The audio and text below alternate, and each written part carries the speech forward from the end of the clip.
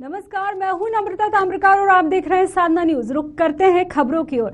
बाराबंकी में जामिया उर्दू एक बार फिर सुर्खियों में है, जिस पर आरोप है कि एक खास वर्ग के युवकों को फर्जी डिग्रियां देकर सरकारी योजनाओं में लाभ दिलाने का ठेका लिया जाता है। साथ ही साठगांठ कर उनकी डिग्रियों का सत्यापन करा दिया जाता है। बता दें कि जामिया उर्दू अलीगढ़ पर पूर्व में आतंकियों समेत कई मामले में शैक्षणिक दस्तावेज उपलब्ध कराने के आरोपों में जांच की जा चुकी है और ये मामला पूरे हिंदुस्तान में सुर्खियों में था। इसी संस्थान के अंतर्गत आने वाले मदरसों पर जबरन धर्मांतरण के आरोप लग चुके हैं। अब उन्हीं मदरसों में से एक पर फर्जी डिग्री और उस पर सत्यापन कराने का आरोप लगा है।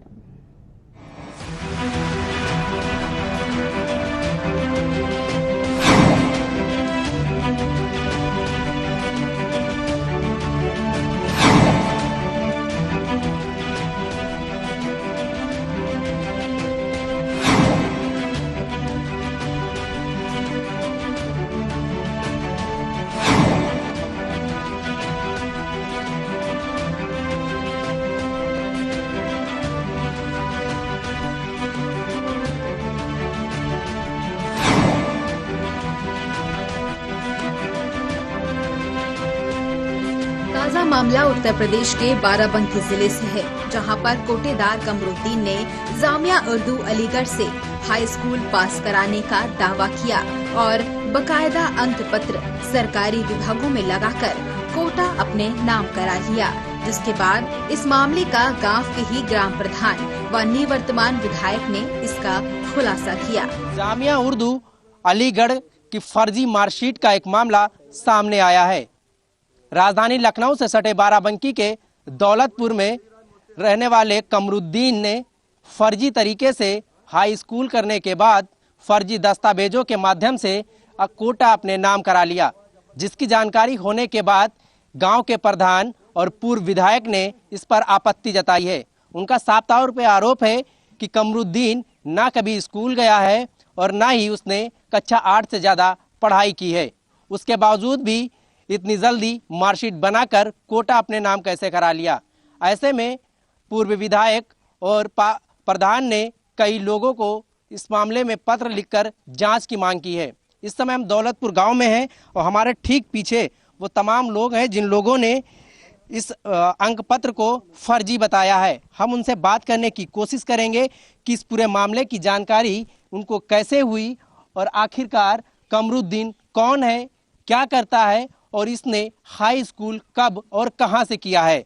क्या नाम है भाई साहब आपका? उपेंद्र जी, एक मार्कशीट आपके हाथ में हम देख रहे हैं, शायद यही वो मार्कशीट है जो फर्जी बताई जा रही है। जी तो इसमें जो बारकोड है ये स्कैन नहीं हो रहा है। फिर जो ऑनलाइन मार्कशीट आती है उसमें पहले ये बता दीजिए ये मार्कशीट है किसकी और मामला क्या है पूरा? ये दौलतपुर ग्राम पंचायत कमरुद्दीन की है।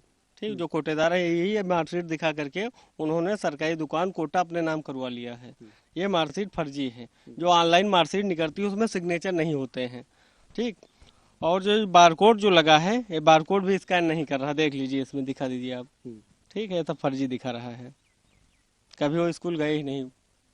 इसकी जानकारी आपको कैसे हुई कि ये पूरी मार्कशीट फर्जी है? वो स्कूल नहीं गए या इससे पहले वो क्या करते थे?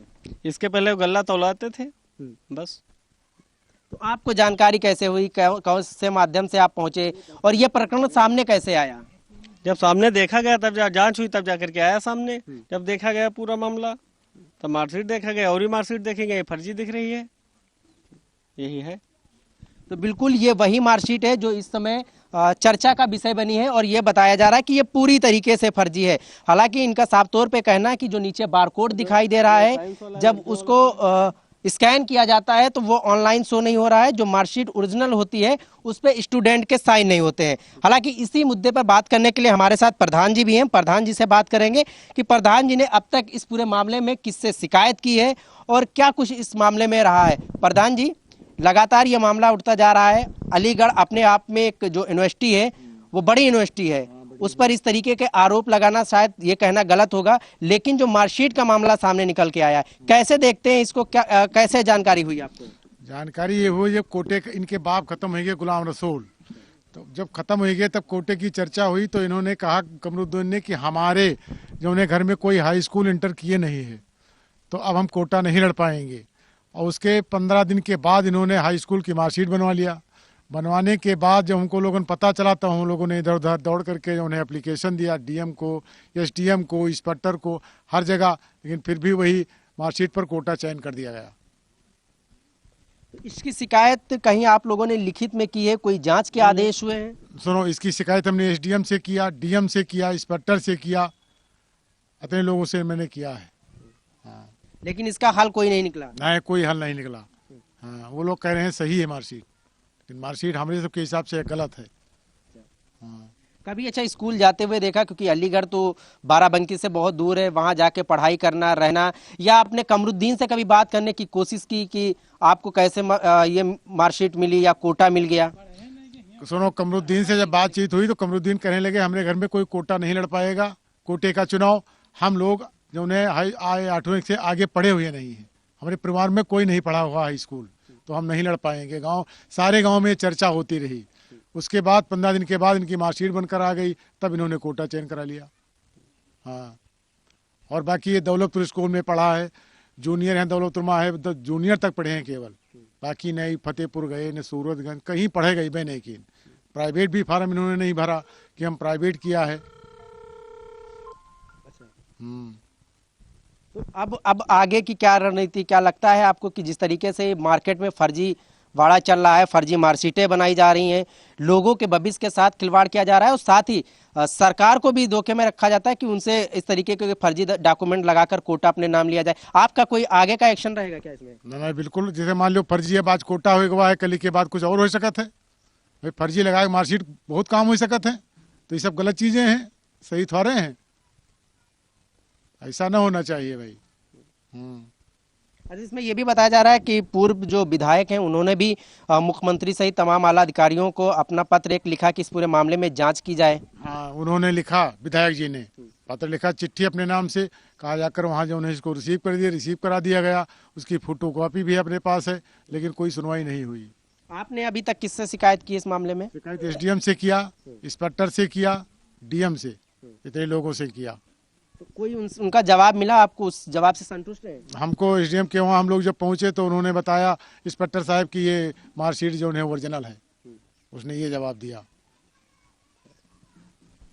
तो बिल्कुल ये हमारे साथ गांव के प्रधान थे, जिनका साफ तौर पे कहना है कि जब कमरुद्दीन से बात हुई थी तो उसने ये बताया था कि कोटा उसके नाम नहीं हो सकता, क्योंकि उसके घर में कोई भी कक्षा 8 से ज़्यादा पढ़ा लिखा नहीं है, और कोटे का नियम ये होता है कि हाई स्कूल और इंटर के बाद ही कोटा अलॉट किया जाता है। लेकिन 15 दिन के अंदर ही मार्कशीट बन जाना, कोटा अलॉट हो जाना, तो निश्चित तौर पर कहीं ना कहीं ये सवाल जरूर खड़ा कर रहे थे।